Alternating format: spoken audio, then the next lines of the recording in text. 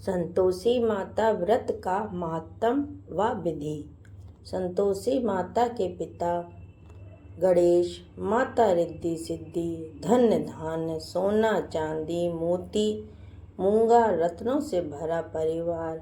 पिता गणपति की दुलार भरी कमाई, दरिद्रता दूर, कलह का नाश, सुख शांति का प्रकाश, बालकों की फुलवारी, धंधे में मुनाफे भरी कमाई, मन की कामना पूर्ण, शोक विपत्ति चिंता सब दूर।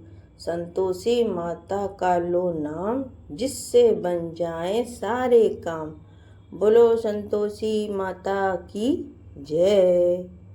इस व्रत को करने वाला कहते व सुनते समय हाथ में गुड़ और भुने हुए चने रखे तथा सुनने वाले संतोषी माता की जय जयकार मुख से बोलते जावें। कथा समाप्त होने पर हाथ का गुड़ चना गौ माता को खिलावें। कलश में रखा हुआ गुड़ चना सबको प्रसाद के रूप में बांट दें। कथा से पहले कलश को जल से भरें, उसके ऊपर गुड़ चने से भरा कटोरा रखें। कथा समाप्त कर आरती करने के बाद कलश के जल को घर में सब जगह पर छिड़कें और बचा हुआ जल तुलसी की क्यारी में डाल दें। 1.25 रुपये का गुड़ चना लेकर माता का व्रत करें। गुड़ घर में हो तो लेवें, विचार न करें, क्योंकि माता भावनाओं की भूखी है। कम ज़्यादा का कोई विचार नहीं, इसीलिए जितना बन पड़े श्रद्धा से समर्पित करें। श्रद्धा और प्रेम से प्रसन्न मन होकर ही सदैव व्रत करना चाहिए। व्रत के उद्यापन में 2.5 सेर खाजा, मोमनदार पूड़ी, खीर, चने का साग, नैवेद्य रखें। घी का दीपक जलाकर संतोषी माता की जय जयकार बोले तथा नारियल फोड़े।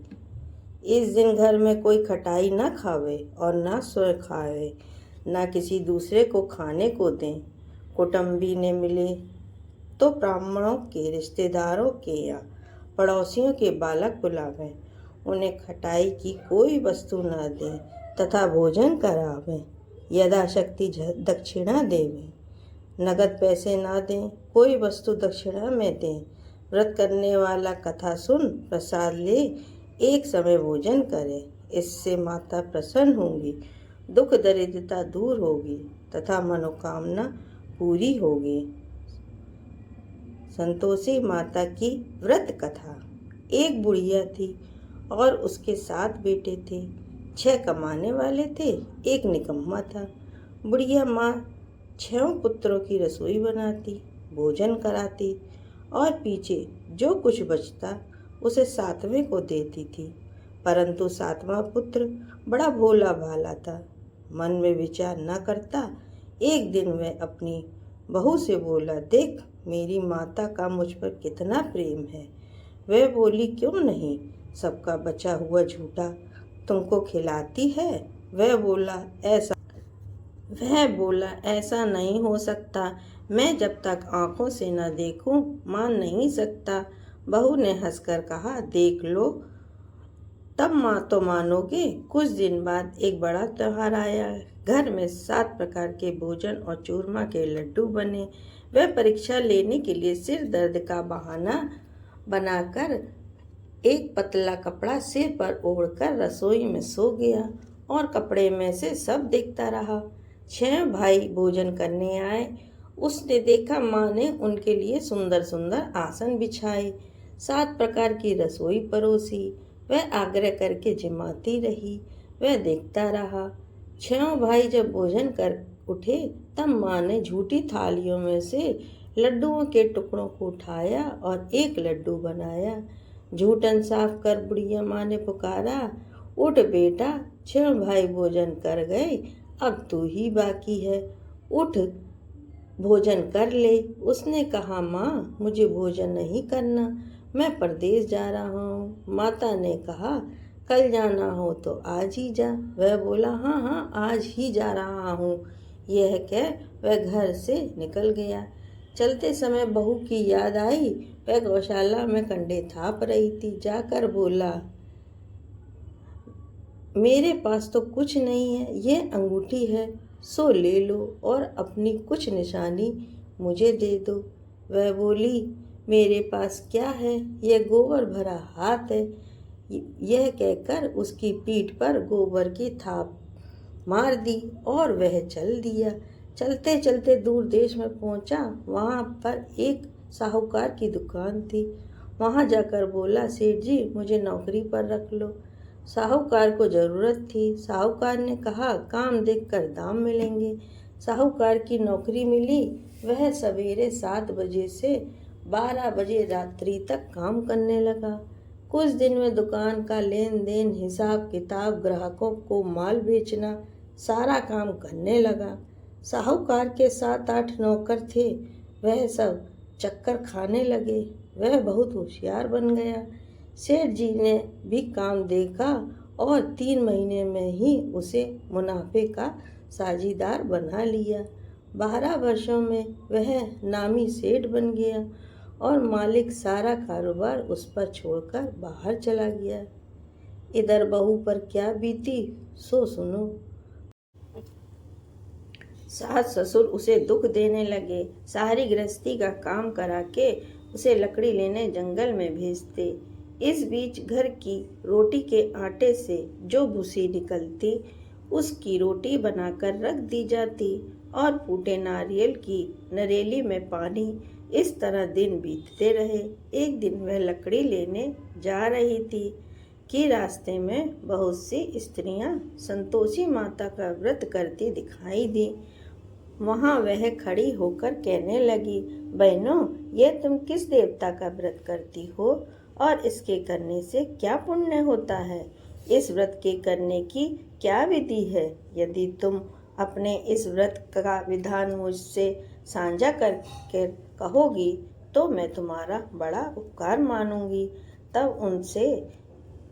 तब उनमें से एक बोली, सुनो, ये संतोषी माता का व्रत है।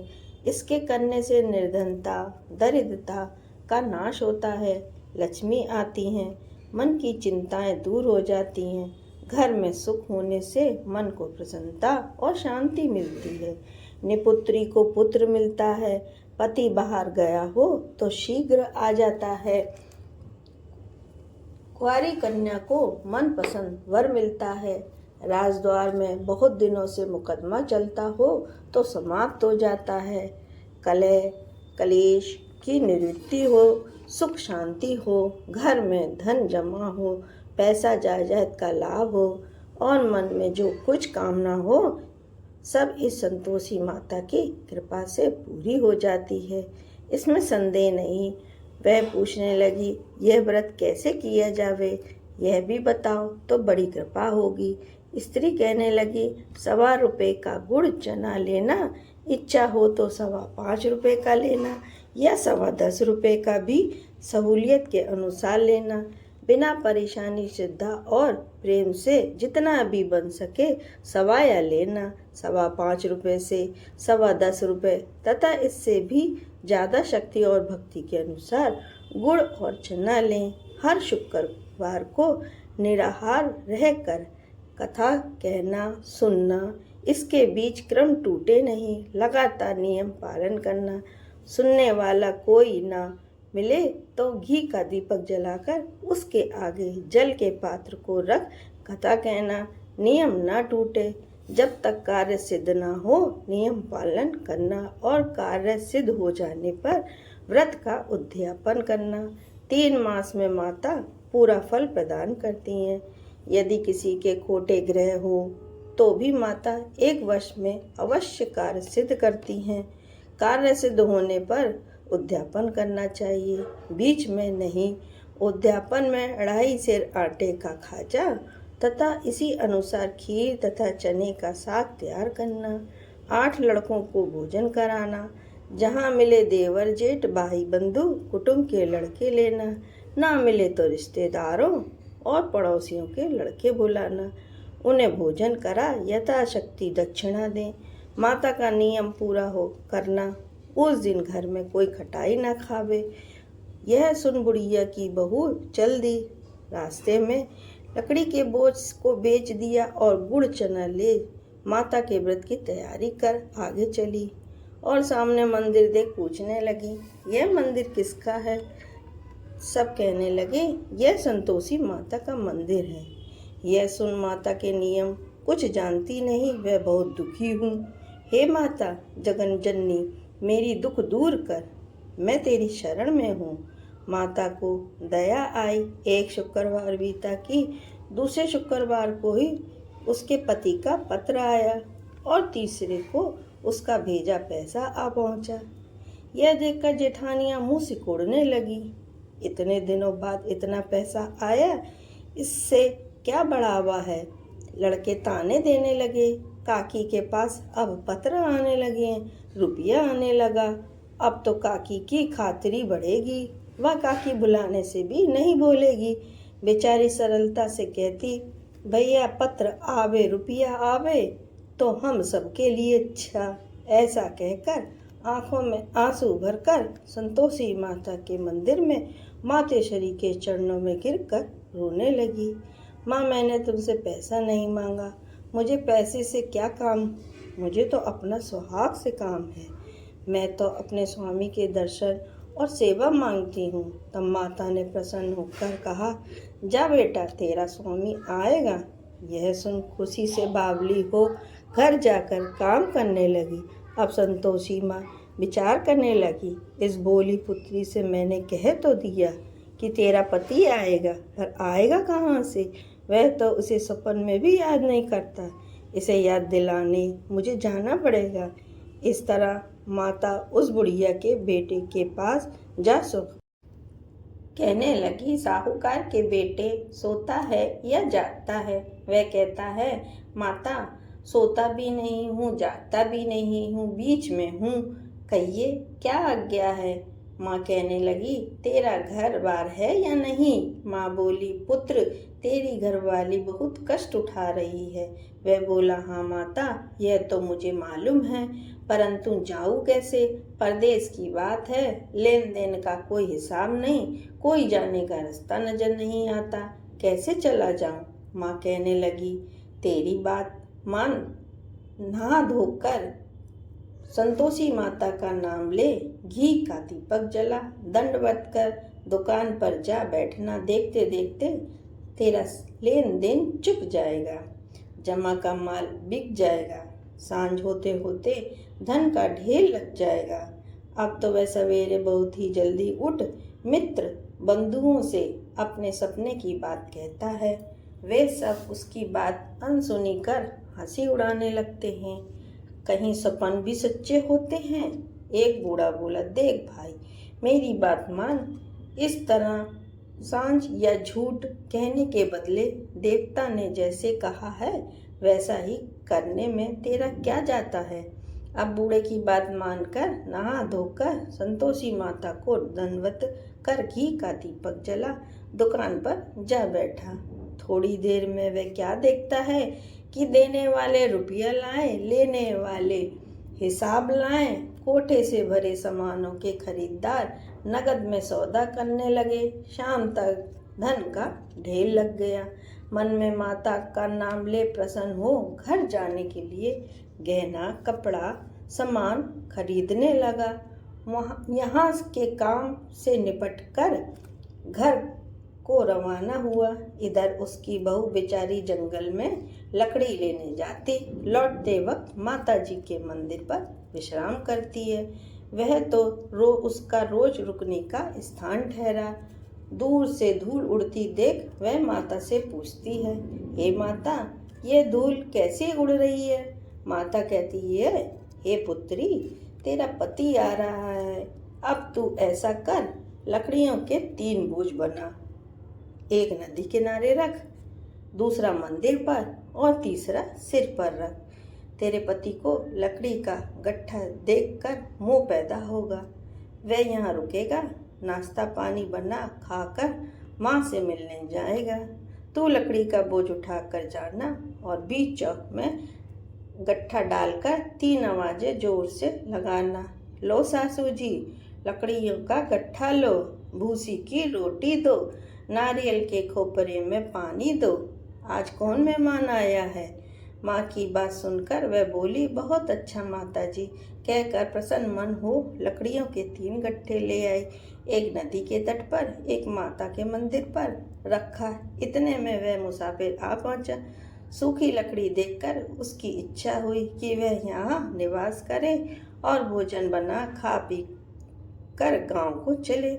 इस प्रकार भोजन बना विश्राम ले गांव को गया। उसी समय बहू सिर पर लकड़ी का गट्ठा लिए आती है। उसे आंगन में डालकर जोर से 3 आवाजें देती है। लो सासू जी, लकड़ी का गट्ठा लो, भूसी की रोटी दो, नारियल के खोपड़े में पानी दो। आज कौन सा मेहमान आया है? यह सुनकर उसकी सास अपने दिए हुए कष्टों को भुलाने हेतु कहती है, बहू ऐसा क्यों कहती है? तेरा पति ही तो आया है। आ बैठ, मीठा भात खाकर कपड़े गहने पहन। इतने में आवाज सुनकर स्वामी बाहर आता है और अंगूठी देखकर व्याकुल हो जाता है। माँ से पूछता है, ये कौन है? माँ कहती है, बेटा ये तेरी बहू है। आज 12 वर्ष हो गए जब से तू गया है, तब से सारे गांव में जानवर की तरह भटकती फिरती है। काम काज घर का कुछ करती नहीं, 4 समय आकर खा जाती है। अब तुझे देखकर भूसी की रोटी और नारियल के खोपड़े में पानी मांग रही है। वह लज्जित हो बोला, ठीक है माँ, मैंने इसे भी देखा और तुम्हें भी। अब मुझे दूसरे घर की चाबी दो, मैं उसमें रहूँगा। ठीक है बेटा, जैसी तेरी मर्जी। यह कहकर माँ ने चाबी का गुच्छा पटक दिया। उसने ताली का गुच्छा लेकर दूसरे कमरे को खोलकर सारा सामान जमाया। एक दिन में ही वह राजा के महल जैसा ठाट बाट बन गया। अब क्या था, वह सुख भोगने लगी। तत्पश्चात अगला शुक्रवार आया। उसने अपने पति से कहा, मुझे माता का उद्यापन करना है। उसका पति बोला, बहुत अच्छा, खुशी से कर ले। तुरंत ही वह उद्यापन की तैयारी करने लगी। जेठ के लड़के को भोजन के लिए कहने गई। उसने मंजूर किया, परंतु पीछे जेठानी अपने बच्चों को सिखलाती है, देखो रे, भोजन के समय सब लोग खटाई मांगना जिसमें उसका अध्यापन पूरा ना हो।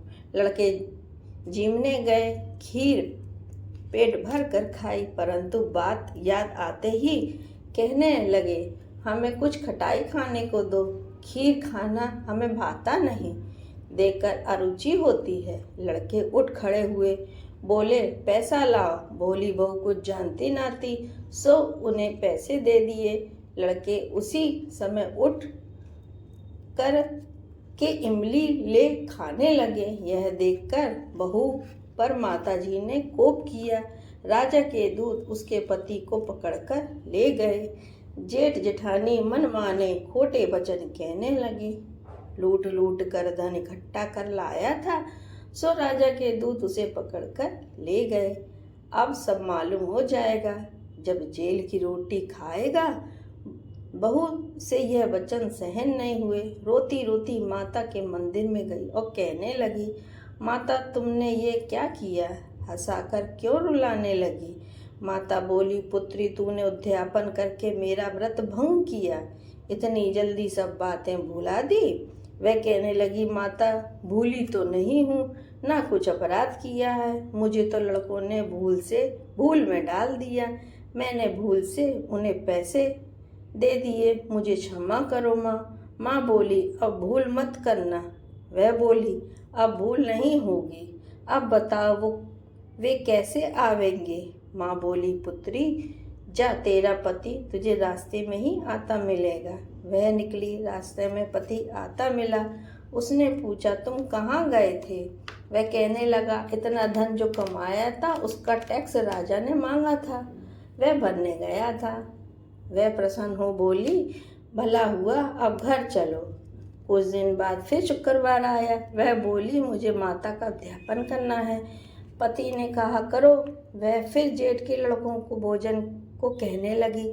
जेठानी ने 1-2 बातें सुनाई, लड़कों को सिखा दिया कि तुम लोग पहले ही खटाई मांगना। लड़के खाना खाने से पहले ही कहने लगे, हमें खीर नहीं भाती, जी बिगड़ता है, कुछ खटाई खाने को दो। बहू बोली, खटाई खाने को नहीं मिलेगा, खाना तो हो तो खाओ, यह कहकर ब्राह्मणों के लड़के बुलाकर भोजन कराने लगी।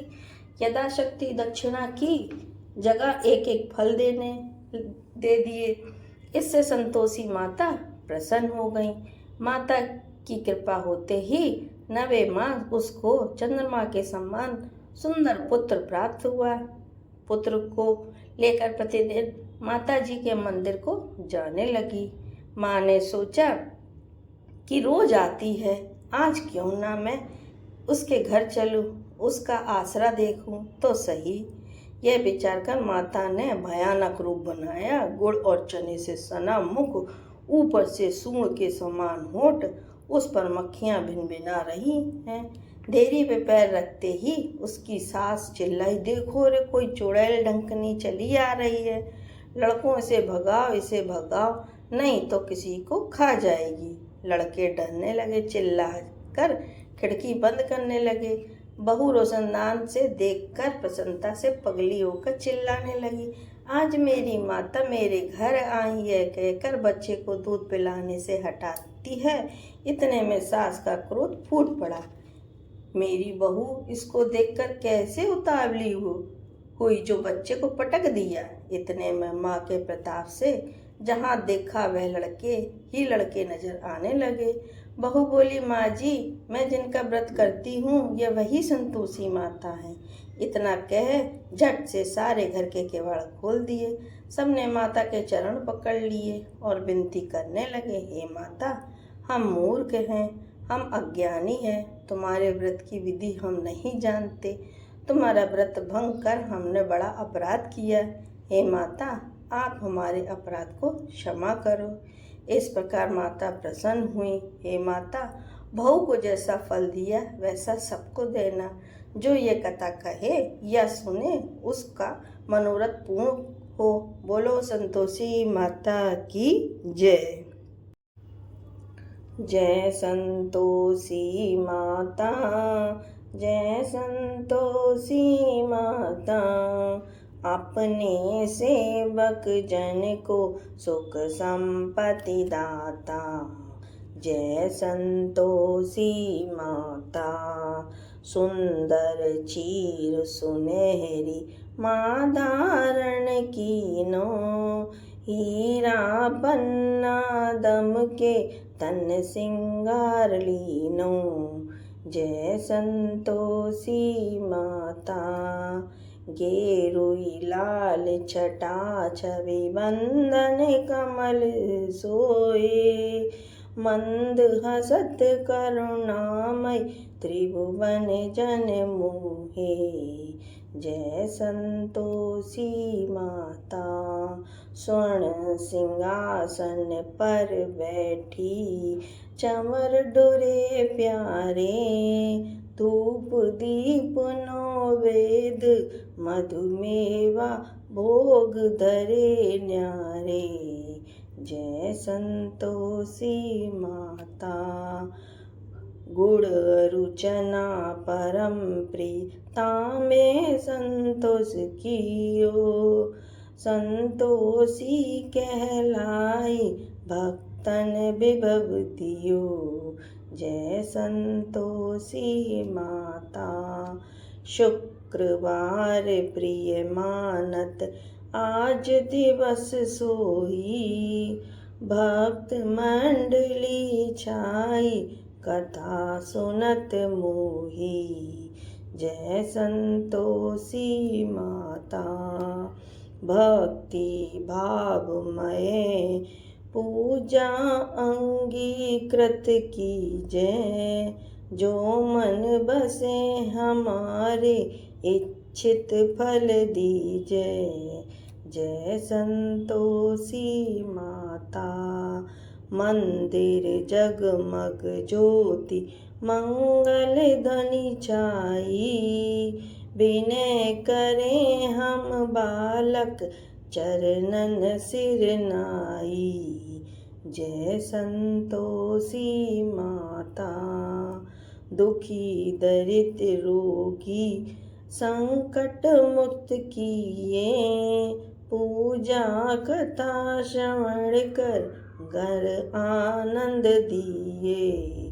जय संतोषी माता। शरण गए की लज्जा रखियो जगदम्बे। संकट तू ही निवारे दयामयी अम्बे। जय संतोषी माता। संतोषी माता की आरती जो कोई जन गावे। रिद्धि सिद्धि सुख संपत्ति जी भर के पावे। जय संतोषी माता। बोलो संतोषी माता की जय।